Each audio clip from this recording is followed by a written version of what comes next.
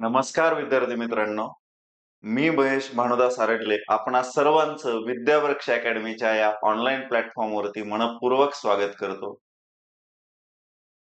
विद्यार्थी मित्रांनो, आता आपली वेळ आलेली आहे. 23 नोव्हेंबरला खूप कमी दिवस राहिलेले आहेत. आता वेळ आपली लढण्याची आहे. ह्या 60 दिवसामध्ये आपल्याला संपूर्ण सिलेबस कव्हर करायचा आहे. त्यासाठी आपल्याला मोठे-मोठे पुस्तक घेऊन चालणार नाही. तर त्याच्यासाठी आपल्याला टिपिकल गोष्टी आता मी स्वतः टीईटी पास आहे, मी स्वतः सीटीईटी पास आहे. तर आपल्याला आता टिपिकल गोष्टी केल्या पाहिजेत, ज्यासाठी आपला स्कोर वाढेल आणि ते स्कोर वाढवण्यासाठी आपल्याला नवीन असणारे 2 विषय आहेत. ते म्हणजे बालमानसशास्त्र हा पहिला विषय आहे आणि दुसरा विषय आहे तो म्हणजे परिसर अभ्यास. तर या बालमानसशास्त्रावरती आपण सिरीज सुरू केलेली आहे अगदी मोफत. त्याच्यामध्ये आपला जो आहे तो चॅप्टर 2 आहे. तरची जी बालमानसशास्त्राची सिरीज आहे ती नक्की शेवटच्या चॅप्टर पर्यंत बघा. एकूण आपले 28 चॅप्टर आहेत. 28 दिवस आपली ही कंटिन्यू फ्लो मध्ये दिवाळीमध्ये सुद्धा बंद नसणार आहे. तर ही सिरीज आपल्या सर्वसामान्य जे सेवेअंतर्गत शिक्षक आहेत त्या शिक्षकांसाठी आता ही शेवटची संधी आहे. त्या सर्व व्यक्तींसाठी ही आपली सिरीज आहे. तर नक्की त्याचा लाभ घ्या.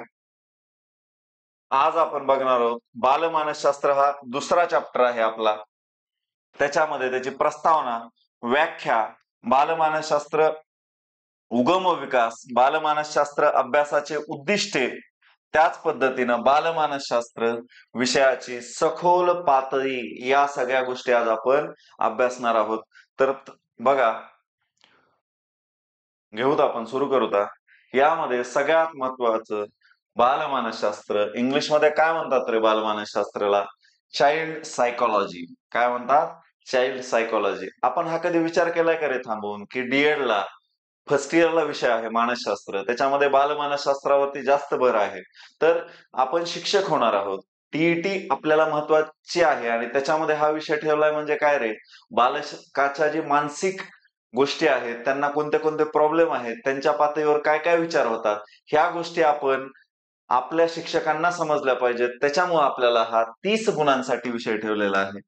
ते खूप महत्वाचं आहे बघा. मानसशास्त्रामध्ये मानसशास्त्राची काय रे? ही सर्वात महत्वाची शाखा आहे. बालमानसशास्त्र आहे सर्वात महत्वाची शाखा आहे. त्याच्यामध्ये आणखीन आपण मानसशास्त्राच्या इतर शाखा बघितल्या होत्या. ऐतिहासिक शाखा, त्यानंतर अध्ययन अध्यापनाची शाखा, या इतर शाखा 10-15 शाखा ज्या आहेत त्या मागच्या लेक्चरमध्ये बघितलेल्या होत्या आपण. तर ही काय रे? सर्वात महत्वपूर्ण शाखा आहे. त्यानंतर बघा व्याख्या बघा. बालकांच्या जन्मपूर्व अवस्थेपासून ते पौगंड अवस्थेपर्यंत विकास कसा होतो याचा शास्त्रशुद्ध अभ्यास म्हणजे बालमानसशास्त्र होय. ही व्याख्या कोण केली रे? हर्लॉग यांनी केली. कुणी केलीय? हर्लॉग यांनी. जन्मपूर्व अवस्था म्हणजे आपल्या ह्याच्या 2 अवस्था येतात, जन्मपूर्व आणि जन्मानंतरची अवस्था. त्याच्यामध्ये आपण जन्म अवस्थेपासून पौगंड अवस्थेपर्यंत कसा विकास होत जातो ह्या गोष्टी कोण मांडल्यात रे? तर त्या मांडलेल्या आहेत हॅरलॉग यांनी मांडलेल्या आहेत. त्यानंतर बघा दुसरी व्याख्या आहे, ज्या शास्त्रात बालकाला केंद्रबिंदू मानून त्याचे वर्तन, विचार, प्रवृत्ती, त्याच पद्धतीनं अभिवृत्ती, अभिक्षमता या शास्त्रशुद्ध पद्धतीने अभ्यास केला जातो त्याला बालमानसशास्त्र असे म्हणतात. ही पण व्याख्या महत्वाची आहे, खूप वेळेस येते. आलं लक्षामध्ये? त्यानंतर बघा बालकांच्या शारीरिक, मानसिक, बौद्धिक, सामाजिक विकासाचा अभ्यास करून त्या दृष्टीने उपाय ज्या शास्त्रात सुचवले जातात त्या शास्त्रास काय म्हणतात रे? बालमानसशास्त्रात. आता तुम्ही पाहिलं असेल की बाबा पालकांचा भर कशावर असतो रे? तर पालकांचा भर फक्त इथं असतो बघा, शारीरिक त्याला किंवा सामाजिक असतो, बौद्धिकवर नसतो, मानसिकवर नसतो. त्याला चांगलं दप्तर दिलं पाहिजे, त्याला चांगली गाडी भेटली पाहिजे, त्याला चांगलं स्कूल बस भेटली पाहिजे, चांगल्या शाळेत गेले पाहिजे. हे कसल्या गोष्टी आहेत रे? सगळ्या मटेरियल गोष्टी येतात. तर या मटेरियल गोष्टींसोबतच ह्या 2 गोष्टी सुद्धा अगदी महत्वाच्या आहेत, ते म्हणजे मानसिक आणि बौद्धिक स्थिती. तर ह्या मानसिक आणि बौद्धिक स्थितीवर आजकालचा पालक भर देत नाही. त्याच्यामुळं त्या आपल्याला मानसशास्त्र विषयामध्ये ही पालकांपर्यंत पोहोचवता याव्यात गोष्टी, त्याच्यामुळे आपल्याला ह्या गोष्टी ठेवलेल्या आहेत. यानंतर बघा, बालविकास ही गर्भधारणेपासून पौगंड अवस्थेपर्यंत बालकाची वाढ व विकासाचा अभ्यास करणारी स्वतंत्र शाखा आहे. स्वतंत्र शाखा जिथं येतो तर तिथं कोण येतो रे? सावरेशियन. कोण आहे? सावरेशियन. तो कुठला आहे? रशियन तत्वचिंतक आहे. तर तिथं येतो सावरेशियन. त्यानंतर बघा, बालमानसशास्त्र ही मानसशास्त्राची अशी शाखा आहे ज्यात व्यक्तीच्या जन्मापासून, कुठून रे? व्यक्तीच्या जन्मापासून ते परिपक्व अवस्थेपर्यंत होणाऱ्या विकासाचा अभ्यास केला जातो. असं कुणी मत मांडले रे? तर तो आहे क्रोको. हा क्रोको सुद्धा बालमानसशास्त्राचा महत्वाचा तत्वचिंतक आहे आणि तो कुठल्या देशाचा आहे रे? तो इटली या देशाचा आहे. कोण आहे? क्रोको नावाचा तत्वचिंतक इटली या देशाचा आहे. ह्या गोष्टी महत्वाच्या आहेत. पुढे बघू, बालमानसशास्त्र अभ्यासाचे महत्व काय काय आहे रे? तर ते बघा, 5 वर्ष बालकांचा विकास महत्वपूर्ण ठरतात. त्यानंतर 80% विकास होतो. त्यानंतर पालकांना तसेच शिक्षकांना बालमानसशास्त्राच्या अभ्यासातून कळते. तसेच पालकांचे प्रेम, जिव्हाळा, आपुलकी मुलांमध्ये भावनिक सुरक्षितता निर्माण करते. हे काय रे? बालमानसशास्त्र अभ्यासनाचे महत्व आहे. सर्वात महत्वपूर्ण गोष्ट कोणती आहे रे? 5 वर्षापर्यंत बालकांच्या विकासात महत्वपूर्ण गोष्ट ठरते. कारण 5 वर्षाच्या मुलांच्या गरजा कोणत्या आहेत? त्यामध्ये तुम्हाला माहित आहे, लहानपणी ज्यावेळेस एखादा मातीचा जर आपल्याला घडा बनवायचा असेल तर त्याला काय, मातीचा चिखल असतानाच त्याला चांगल्या रीतीनं आकार दिला पाहिजे, तर त्यावेळेसच तो चांगला घडा बनतो. त्याच पद्धतीनं मानवाचं सुद्धा आहे बघा. 5 वर्षापर्यंत जे काही सांगताल त्याला त्याच गोष्टी त्याच्या आयुष्यभर महत्वपूर्ण लक्षात राहतात. म्हणून हे 5 वर्ष वय जे आहे ते महत्वपूर्ण आहे. तिथंच बालकाचा प्रामुख्याने विकास होतो.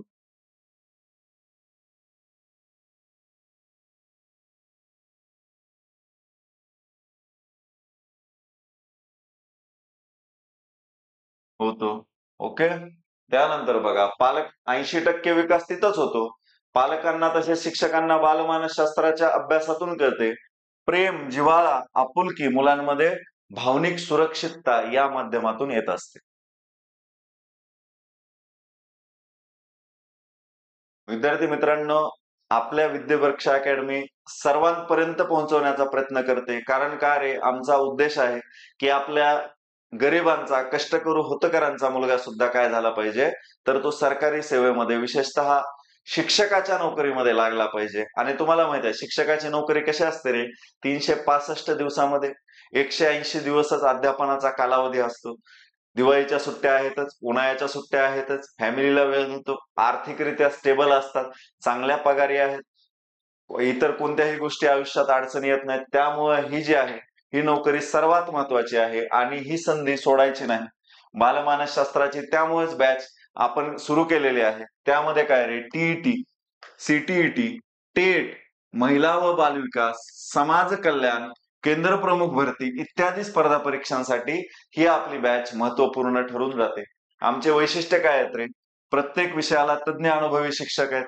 प्रत्येक विषयाला वैयक्तिक मार्गदर्शक आहेत. मोफत नोट्स व ई बुक सिरीज मिळून जातील. लेखी परीक्षेची परिपूर्ण तयारी करून घेतली जाईल. मोफत ऑनलाईन टेस्ट आहे. लाईव्ह प्लस रेकॉर्डेड लेक्चर आहेत आणि ही बॅच तुम्हाला माफक दरामध्ये, अगदी ती म्हणजे 499 रुपयाला भेटून जाईल. त्यामुळं महत्वाचं आहे बघा. आणि हा आमचा कॉन्टॅक्ट नंबर आहे, ह्यावरती नक्की कॉन्टॅक्ट करा. तुम्हाला त्या गोष्टीचा फायदा होऊन जाईल. पुढे बघा, बालकांचा सुयोग्य वातावरण उपलब्ध करून द्यावे याचा परिणाम त्याच्या वाढ व विकासावर होत असतो. याची जाणीव कशातून होते रे? बालमानस शास्त्रज्ञानातून होते. त्यामुळे हे बालमानसशास्त्र हे महत्वाचं आहे. त्यानंतर विकासांच्या अवस्थेमध्ये असलेल्या निरनिराळ्या टप्प्यावरील बालकांचा तुलनात्मक अभ्यास आपल्या बालमानसशास्त्र या विषयात केला जातो. अध्ययन, प्रेरणा, परिपक्वता, सामाजिकीकरण या प्रक्रियांचा पाया बालपणी तयार करता येतो. म्हणून बालमानसशास्त्र ही शाखा महत्वाची आहे. चांगला परिसर, अनुवंश, बालकाच्या विकासावर सुयोग्य परिणाम करतो, यासाठी पालक व शिक्षक यांना प्रयत्न करता येतात. म्हणून आपली ही बालमानसशास्त्राची शाखा महत्वाची आहे. पुढे जाऊता बालमानसशास्त्राचे उद्दिष्ट कोणते कोणते आहेत रे? उद्दिष्टही ह्याचे महत्वाचे आहेत. हे सुद्धा आपल्याला पेपरमध्ये विचारले जातात. तर ते समजून घेऊत आपण. बालकांच्या वाढीचा, विकासाचा सविस्तरपणे क्रम जाणणे. म्हणजे टप्पे आहेत बघा. बालकांचा पहिलीला असतात म्हणजे पहिल्या वर्षी, दुसऱ्या वर्षी, तिसऱ्या वर्षी बालकांचा विकास होत जातो. आपण पहिल्या लेक्चरमध्ये अवस्था बघितलेल्या आहेत. शिशु अवस्था असेल, पौगंडावस्था असेल, त्यानंतर कुमारावस्था असेल, वृद्धावस्था असेल, जन्मपूर्व अवस्था सुद्धा आपण पाहिलेल्या आहेत. तर त्या पूर्ण अवस्थांमध्ये क्रम कसा असतो, त्याचा विकास कसा होत जातो, ह्याच्यासाठी हे उद्दिष्ट आहे. हे जाणून घेण्याचं कशाचं? बालमानसशास्त्र या विषयाचं उद्दिष्ट आहे. प्रत्येक बालक एकमेकांपासून भिन्न आहे हे दाखवलं जातं. त्यांच्यामध्ये स्पर्धा ठेवली जाते, परंतु कशी रे? हेल्दी. त्यांच्यामध्ये वैर न ठेवता स्पर्धा ठेवली जाते. यानंतर बघा, बालकांच्या सुप्त गुणांचा विकास कसा होतो याचं उद्दिष्ट ह्याच्यामध्ये ठेवलं जातं. व्यक्तिमत्व विकासासाठी त्याच्या भोवताली सुयोग्य वातावरण निर्माण करणे, विकासाचा क्रम समजून घेणे हे महत्वाचं आहे. विकासाचा क्रम समजून घेणे, त्यानुरूप शैक्षणिक उद्दिष्टे व अभ्यासक्रमांची आखणी करणे ही गोष्ट महत्वाची आहे. तर काय रे? विकासाचा क्रम, त्यानंतर बघा शैक्षणिक उद्दिष्टे,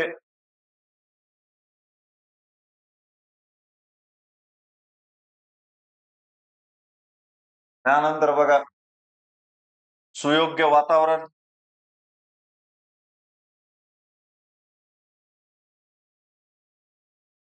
त्यानंतर बघा वाढीचा सविस्तर क्रम,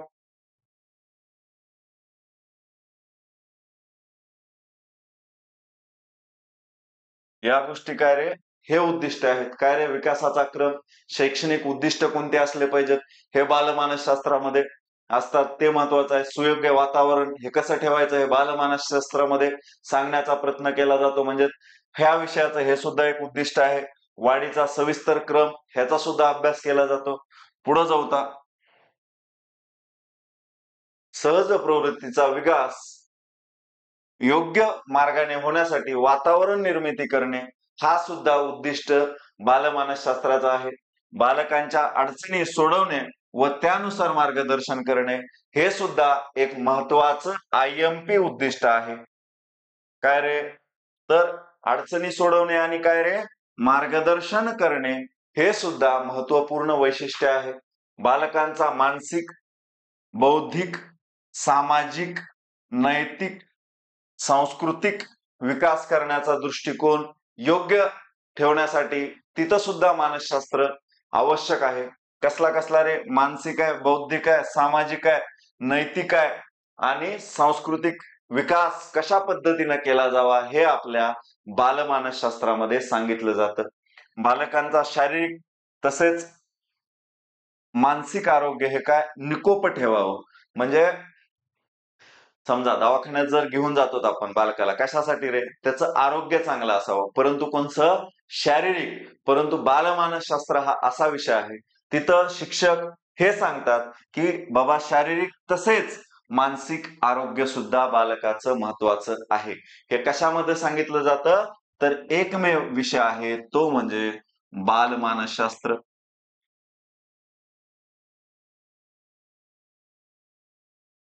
आपला जो दुसरा चॅप्टर आहे ह्याच्यामध्ये फक्त बालमानसशास्त्र बद्दलच पाहत आहोत, कारण आपण 28 चॅप्टर जे आहेत ते वेगवेगळे पाहणार आहोत. पुढे जाऊता हा बघा बालमानसशास्त्राचा उगम व विकास कशा पद्धतीने झालेला आहे. बालमानसशास्त्रामध्ये सगळ्यात महत्वाचा तत्वचिंतक तो आहे प्लुटो. कोण आहे रे? प्लुटो. प्लुटोचा कालावधी कधी आहे? 428 ते 347. परंतु कधी? इसवी सन पूर्व. इसवी सन पूर्व जो कालखंड होता तो कसा जायचा रे? पाठीमागे जायचा. आता आपला 2001चं 2002 झाले, 2025चं 2026 झालं, परंतु इसवी सन पूर्ण कालावधीमध्ये कसं व्हायचं? 2025चं 2024 व्हायचं, 2024चं काय व्हायचं रे? 2023 व्हायचं.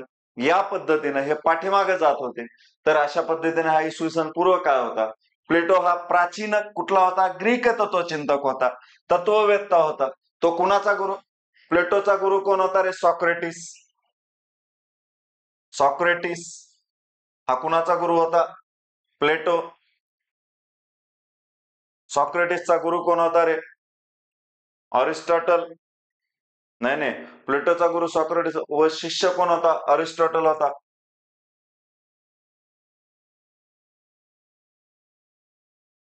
अरिस्टॉटल होता. बघा, लक्ष द्या.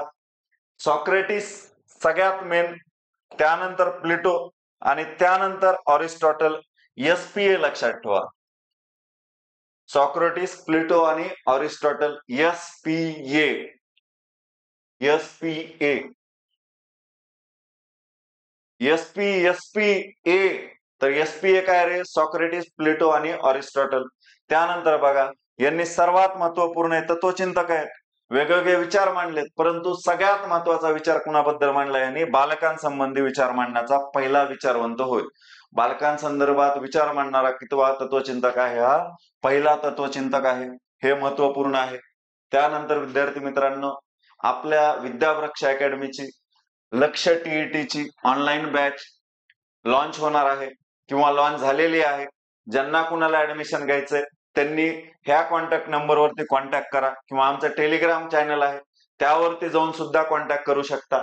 काय वैशिष्ट्य आहेत रे आमचे? आम्ही महत्वपूर्ण उद्दिष्ट ठेवलेलं आहे. तुमच्या यशस्वी भविष्याचा खात्रीशीर साथीदार हे उद्दिष्ट आहे. आणि काय रे, किती 150 मार्कापैकी आमच्या अकॅडमीचं 130चं टार्गेट आहे दोन्ही पेपरला, पेपर 1 आणि पेपर 2 ला सुद्धा. त्यामध्ये जे आपली मानसशास्त्राची सेपरेट बॅच आहे 500 रुपयाला, त्याचे हे आहे, तर त्याच्यामध्ये आपण 30 पैकी निदान 28 ते 29 मार्क हे टार्गेट ठेवलेलं आहे. आणि बालमानसशास्त्राच्याच बॅचमध्ये जवळपास परिसर अभ्यासचं सुद्धा कव्हर केला जाईल. त्या परिसर अभ्यासमध्ये 30 पैकी आपलं 28 टार्गेट आहे. तर या पद्धतीने मित्रांनो आपली बॅच आहे, नक्की जॉईन करा. काय वैशिष्ट्य आहेत रे आमचे? प्रत्येक विषयाला तज्ञ अनुभवी शिक्षक आहेत. त्यानंतर प्रत्येक विषयाला वैयक्तिक मार्गदर्शक आहेत. मोफत नोट्स व ई बुक सिरीज मिळतील. लाईव्ह प्लस रेकॉर्डेड लेक्चर्स असतील. 2025-2013 पर्यंत झालेल्या टीईटी परीक्षेत बालमानसशास्त्र व अध्यापनशास्त्रातील प्रश्नांचा समावेश असेल. संभाव्य सराव प्रश्नांचा पण समावेश असेल. त्यामध्ये बघा, मराठी, इंग्रजी, मानसशास्त्र, परिसर अभ्यास, सामाजिक शास्त्र, गणित, विज्ञान या विषयासाठी संपूर्ण वेगवेगळे शिक्षक आहेत, ज्यांनी आतापर्यंत टीईटी दिलेले आहे, टेट पास झालेले आहेत, सेवेमध्ये कार्यरत आहेत. अशा पद्धतीच्या शिक्षकांकडून तुम्हाला ह्या गोष्टी शिकण्यासाठी मिळतील. आणि अगदी कमी फीस आहे मित्रांनो. 1 महिन्याचं सुद्धा रेंट आता पुण्या मुंबईच्या ठिकाणी गेलात किंवा आणखीन आपल्याच्या जिल्ह्याच्या ठिकाणी गेलात, 3-3.500 रेंट झालेला आहे. 3,000 रुपये आपल्या मेसला जातात. तर त्याच्यापेक्षाही अगदी कमी ह्याच्यामध्ये आपल्याला 1,999 रुपयामध्ये ही बॅच जॉईन करता येईल. त्याची मेन ही फक्त स्कीम आहे पहिल्या 100 विद्यार्थ्यांसाठी. त्याची मेन प्राइस आहे 2,999. परंतु सुरुवातीच्या काळामध्ये फायदा व्हावा विद्यार्थ्यांना म्हणून 1,999 रुपयाला ठेवली आहे. तर नक्की त्याचा लाभ घ्या. हा आपला कॉन्टॅक्ट नंबर आहे. या कॉन्टॅक्ट नंबरवरती आपण कॉन्टॅक्ट करू शकता. पुढचा प्रश्न बघूता. त्यानंतर बघा, पहिला झाला प्लुटो, दुसरा झाला जॉन लॉक. 1632 ते 1704 मध्ये इसवी सन ह्या कालावधीमध्ये झालेला आहे जॉन लॉक. 17व्या शतकातील इंग्लिश तत्वज्ञ म्हणजे कुठला आहे हा जॉन लॉक? इंग्लंडचा आहे. त्यांच्या सिद्धांतानुसार प्रत्येक कोरी पाटी घेऊन जन्माला येते. प्रत्येक मूल काय? कोरी पाटी घेऊन जन्माला येते. आणि त्यांनी कशावर भर दिलाय रे? अध्ययन व अनुभवा ह्या 2 गोष्टीवर त्यांनी भर दिलेला आहे.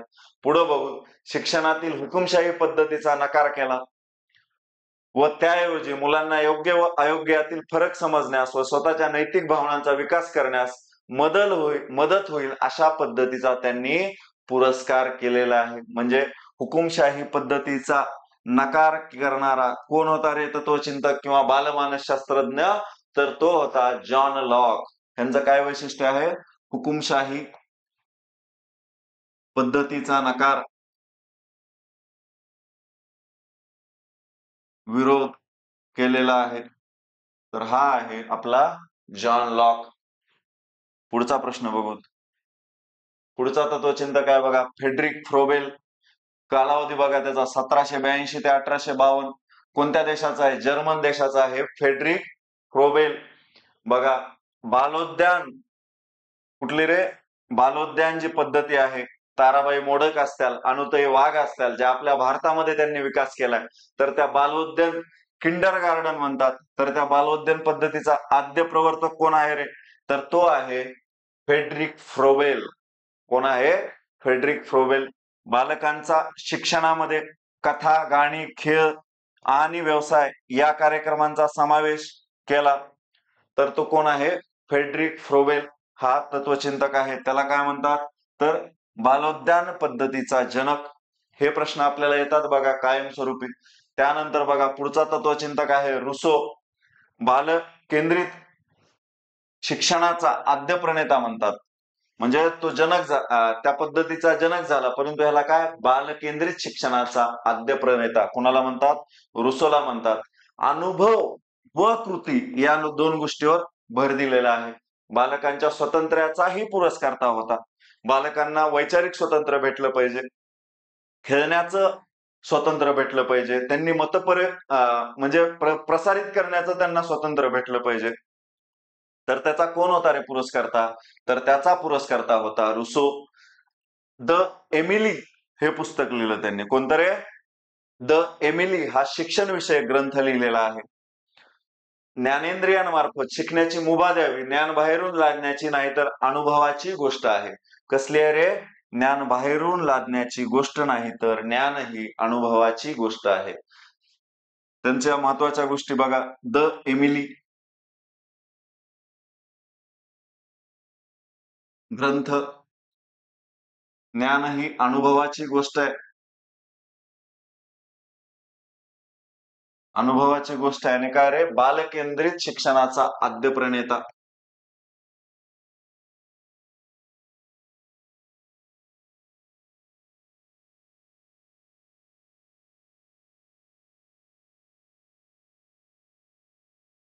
आद्य प्रणेता म्हटलं गेलं ह्याला. ओके.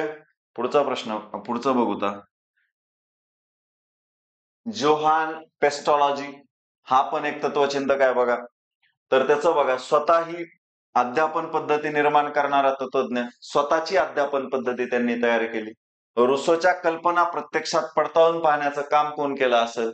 तर ते कोण केलं रे? जोहान पेस्टॉलॉजी. पेस्टॉलॉजी यांनी पारंपरिक शिक्षण पद्धतीचा विरोध केला आणि स्वतःची अध्यापन पद्धती स्वीकारली. शाळेचे वातावरण घरगुती वातावरणासारखे असावे असं त्यांनी म्हटले. शिकण्यासाठी भावनिक गरज असते आणि ज्ञात्याकडून अज्ञाताकडे शिक्षणाचा प्रसार होतो, हे कोण मांडलं असेल? तर ते मांडलेलं आहे जोहान पेस्टॉलॉजी या तत्वचिंतकानं मांडलेलं आहे. शिक्षणामध्ये 3 एच असतात. हेड, हर्ट आणि हँड हे 3 स्तर असतात. हे महत्वाचे आहेत. आणि सर्वांगीण विचार मांडला हा. पुढे बघूता विद्यार्थी मित्रांनो, आपली विद्यावृक्ष अकॅडमीची ICDS ची बॅच जी आहे ती आता लॉन्च होणार आहे. तर ICDS कुणासाठी असते रे एक्झाम? तर ती मुख्य सेविका, अंगणवाडी सेविका आणि पर्यवेक्षिका यांच्यासाठी असते. ही जी आहे ही बॅच लॉन्च झालेली आहे आणि त्याच्यामध्ये म्हणजे बॅच सगळ्यांसाठीच फ्री ऑनलाईन टेस्ट सिरीज आम्ही देतो आहोत. कारण काय रे? तर आपल्या ज्या माता भगिनी ह्या अंगणवाडी सेविकेची किंवा पर्यवेक्षकेची तयारी करतात त्यांना ह्या गोष्टीचा फायदा होईल. आणि पर्यवेक्षका किती वयापर्यंत होता येतं? तर ते 45 वर्ष वयापर्यंतच होता येतं. त्याच्यानंतर तुम्हाला त्या गोष्टीचा फॉर्म भरता येत नाही. तर ते महिला बालविकासासाठी आहे. पहिल्या 100 ज्या आपल्या महिला भगिनी आहेत त्यांना ही टेस्ट सिरीज अगदी मोफत आहे बघा. पोषण अभियान टेस्ट, ICDS योजना टेस्ट, संगणकीय टेस्ट, कायदा टेस्ट, 80 गुणांच्या परिपूर्ण तयारीसाठी सराव प्रश्नसंच, अंगणवाडी मुख्य सेविका व पर्यवेक्षिका पदाच्या 2025च्या अभ्यासक्रमावर आधारित प्रश्नसंच आपणाला अगदी मोफत भेटून जाईल. हा आमचा कॉन्टॅक्ट नंबर आहे. जर आपलं कोणी तयारी करत असेल ह्या एक्झामची तर त्यांना नक्की कळवा. त्यांना नक्कीच त्या गोष्टीचा फायदा होऊन जाईल. पुढे बघूता. जॉन डुई हा अमेरिकन शिक्षण तज्ञ होता बघा. हा आधुनिक काळातील विचारवंत आहे. 1859 ते 1952 भारत स्वतंत्र होण्याच्या आसपासच हा वारला. कृती प्रधान शिक्षण पद्धतीचा पुरस्कार कोणती आहे रे? कृती प्रधान शिक्षण पद्धती.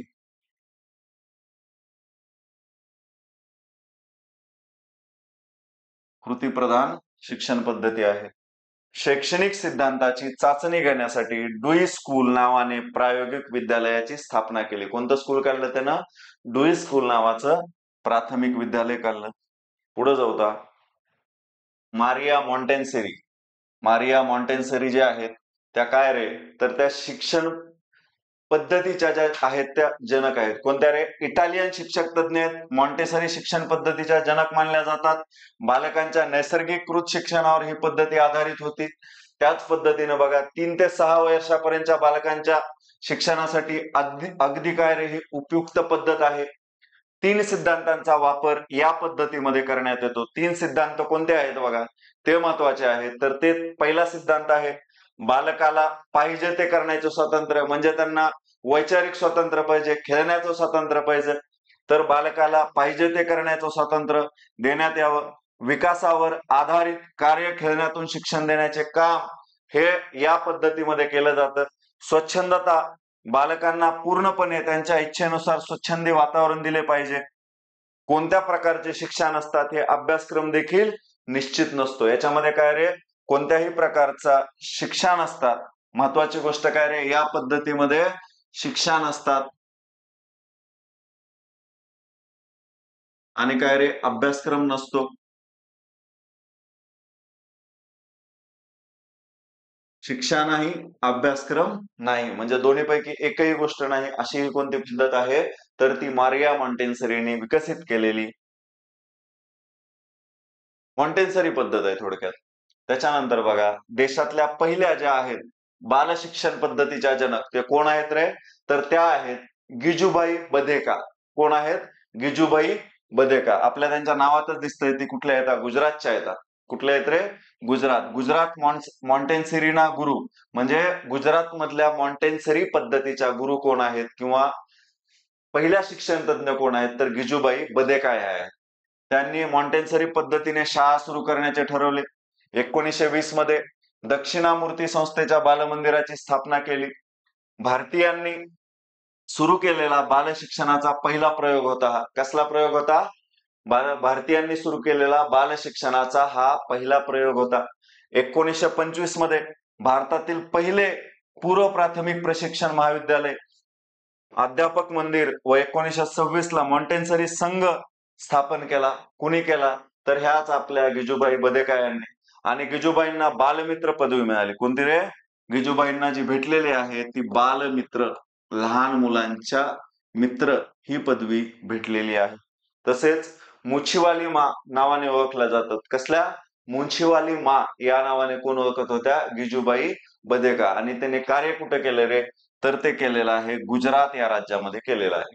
आता बघा आपल्यासाठी महत्वाच्या ताराबाई मोडक आणि अनुताई वाघ या आहेत. ताराबाई मोडक 1892 ते 1973 हा कालावधीमध्ये झाल्या. भारतातील पहिल्या बाल शिक्षण तज्ञ होत्या. कसल्या होत्या? भारतातील पहिल्या बाल शिक्षण तज्ञ होत्या. त्यांना भारताच्या मॉन्टेसरी म्हणतात. गिजूबाईला काय म्हणतात? गुजरातच्या मॉन्टेसरी. आणि ह्यांना काय म्हणतात? भारताच्या मॉन्टेसरी. भारतात बालवाडी संकल्पना सर्वप्रथम त्यांनी राबवली. 1936 मध्ये मुंबई येथे शिशु विहार स्थापन केला. कुठे केला? मुंबई येथे केला शिशु विहार. ठाणे जिल्ह्यात बारडोली येथे ग्राम बाल शिक्षण केंद्राची स्थापना केली. याद्वारे ग्रामीण बालवाडी आम्ही ग्राम अध्यापन मंदिराची स्थापना केली. आता आपण नॉर्मली ही पिढी म्हणजे आपली पिढी जी आहे ते बालवाडीमध्ये शिकलेली आहे. जे ग्रामीण भागात जिल्हा परिषद मध्ये शिकलेले आहेत ते बालवाडीमध्ये नक्कीच जात असतील. आणि आताची जी नवीन पिढी आली ती केजी मध्ये जाते. तर ते केजी सुद्धा कशाचा प्रकार होता रे? एक बालवाडीचाच प्रकार होता. आणि त्याच्या आद्य प्रणेत्या आपल्या भारतामध्ये पोहोचवणाऱ्या कोण होत्या? तर त्या होत्या ताराबाई मोडक. ह्यांना ह्याबद्दल कोणता पुरस्कार भेटलाय रे? पद्मभूषण. पद्मभूषण हा पुरस्कार भेटलाय. विशेष म्हणजे ह्यांनी कुरणशाळा, ठाण्यासारख्या मागासलेल्या ठिकाणी त्यांनी कुरणशाळा हा प्रयोग राबवला आणि त्यांच्या या प्रयोगाला देशभर गौरवलं गेलं. आणि शेवटी भारतानं पोस्टाचं तिकीट सुद्धा काढलं बघा त्यांच्या नावानं. एवढ्या मोठ्या आपल्या भारतातील तत्वचिंतक होत्या. यानंतर विद्यार्थी मित्रांनो, आपली जी आहे ती धर्मादाय आयुक्तालयाची बॅच लॉन्च होणार आहे. सरळ सेवेचे जे विद्यार्थी तयारी करतात ते नॉर्मली ह्या परीक्षेसाठी अभ्यास करतात, त्यांना ह्या गोष्टीचा फायदा होईल. प्रत्येक विषयाला तज्ञ अनुभवी मार्गदर्शक, प्रत्येक विषयाला वैयक्तिक मार्गदर्शक, मोफत नोट्स व ई बुक सिरीज, लेखी परीक्षेची परिपूर्ण तयारी करून घेतली जाईल. मोफत ऑनलाईन टेस्ट आहे, लाईव्ह प्लस रेकॉर्डेड लेक्चर भेटतील. आणि आपली बॅच किती रुपयाला आहे रे? 999 रुपयाला आहे. आपला हा फोन नंबर आहे, यावरती कॉन्टॅक्ट करून तुम्ही ही बॅच घेऊ शकता. पुढचा बघू, शेवटचा. ताराबाई मोडक आणि अनुताई वाघ यांनी ज्या गोष्टी विकसित केलेल्या आहेत त्यामध्ये बघा, पहिली बालवाडी आदिवासी मुलांसाठी केली. पाळणा घर शाळेत येणाऱ्या मुलांच्या लहान भावंडांना सांभाळण्यासाठी. कुरणशाळा बघा, गुरे चारणाऱ्या मुलांसाठी असते. वाडी शाळा वस्ती वाडीतील मुलांसाठी असते. साखर शाळा ऊसतोड कामगारांसाठी असते. भोंगा शाळा कारखान्यावर काम करणाऱ्या कामगारांच्या मुलांसाठी असते. कोणती रे? भोंगा शाळा. तर अशा पद्धतीने विद्यार्थी मित्रांनो, हे आज आपण बालमानसशास्त्राचे जे आहे आपल्या या सिरीज मधलं दुसरं लेक्चर घेतलं आहे. तुम्हाला या गोष्टीचा नक्कीच फायदा होईल. आपल्याला हे लेक्चर कसं वाटलं हे आम्हाला कमेंट बॉक्समध्ये नक्की सुचवा. आम्हाला काही आणखीन बदल करायचे असतील तर ते नक्की सांगा. धन्यवाद मित्रांनो. मी विद्यावक्ष अकॅडमी तर्फे महेश भानुदास आरेल्ले आपणा सर्वांचा आभारी आहे. धन्यवाद विद्यार्थी मित्रांनो.